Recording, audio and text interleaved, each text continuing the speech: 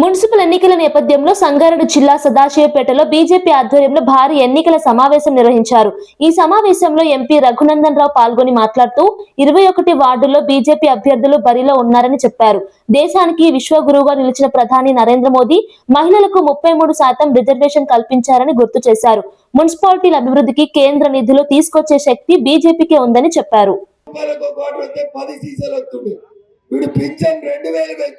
Quarter ధర 240కి పెంచిండు.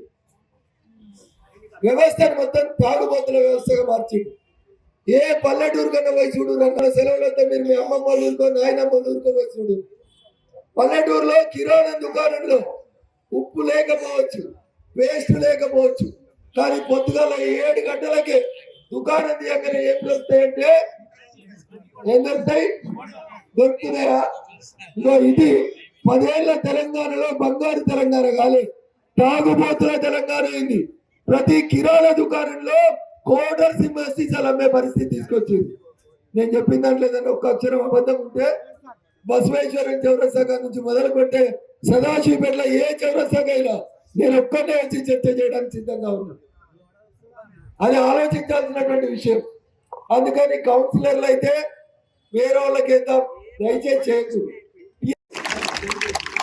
పోనీ రఘునందన్ గెలిచిండు, ఏడాదిన్నర అయిండు, మా సదాశివపేటకి ఎన్నట్టు రాలే, కనబడలేదు, కాబట్టి మేము ఓటు ఎత్తలేమంటే నేను ఒప్పుకుంటా. ఎన్నిసార్లు కనబడ్డా సదాశివపేటలో రఘునందన్ కూడా మెదకెంపి, అందుకంటే ఒక్కసారి ఎక్కువ వచ్చిండు తప్ప తక్కువ రాలే. నేను పాత ఎంపీ ప్రభాకర్ రెడ్డి 10 ఏళ్లలో నాకు తెలిసి 10 సార్లు కూడా రాలేదు సదాశివపేటకి. వచ్చిందా? 10 రూపాయలు కూడా ఇవ్వలేదు సదాశివపేటకి, 10 రూపాయలు కూడా ఇవ్వలేదు సదాశివపేటకి 10 ఏళ్లలో. కానీ నేను ఎంపీ గెలిచి ఏడాదిన్నర కూడా కాకముందే 50 లక్షల రూపాయలతోటి సదాశివపేటలో సీసీ రోడ్లకు నిధులు ఇచ్చి నేనే వచ్చి కొబ్బరికాయ కొట్టిపోయి. ఇది పనిచేసేటువంటి నాయకులకి, పైసలు వచ్చి ఓట్లాడుకునే నాయకులకి మధ్యలో ఉన్న తేడా. మేము 1000 మందికి 10,000 ఇస్తే లెక్కకు రాలే. మా మీడియా మిత్రులకి ఏం లెక్కకు వచ్చినాయి? ఛాయ్ హోటల్ ఇచ్చిన 1,00,000 రూపాయలు లెక్కకు వచ్చినాయి, ఇంతే.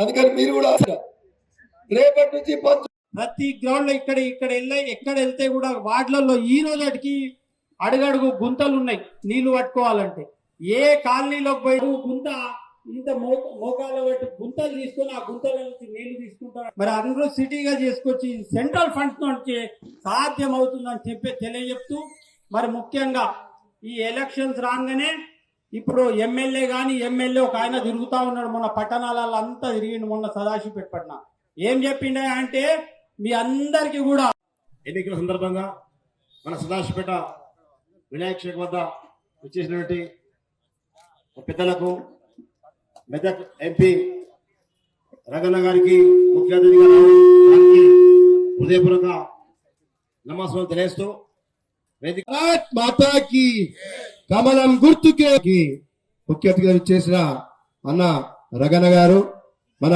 పార్లమెంటు సభ్యులు, మరి అదేవిధంగా ఈ కార్యక్రమానికి అధ్యక్షత వహిస్తున్న మన సంగన్న గారు, మరి అదేవిధంగా పట్టణ అధ్యక్షులు రాజేశ్వరి గారు, మరి ఈ కార్యక్రమానికి ఇంకో అతిథిగా ఇచ్చేసిన అన్న దేశపాండన్న గారు, మరి అదేవిధంగా జయశ్రక్క గారు, ముఖ్యంగా పాత్రికా విలేకరులకు పట్టణం అనగానే మన జిల్లాలోనే మొట్టమొదటి మున్సిపాలిటీ మన సదాశివపేట మున్సిపాలిటీ.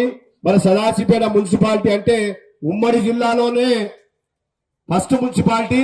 మరి అన్ని మున్సిపాలిటీలు మరి జిల్లాలో ఏ విధంగా ఉన్నాయి, మన మున్సిపాలిటీ ఏ విధంగా ఉన్నాయి, దానికి కారణం కాంగ్రెస్ పార్టీ, టిఆర్ఎస్ పార్టీ అని చెప్పేసి తెలియపరచుకున్నా. ముఖ్యంగా మరి ఏం అభివృద్ధి చెందింది ఇక్కడ, ఎక్కడ అభివృద్ధి చేసిర్రు? వాళ్ళ ఇళ్లలో అభివృద్ధి చేసుకున్నారు, వాళ్ళ ఇల్లు నింపుకున్నారు, అంతేగాని ప్రజల గురించి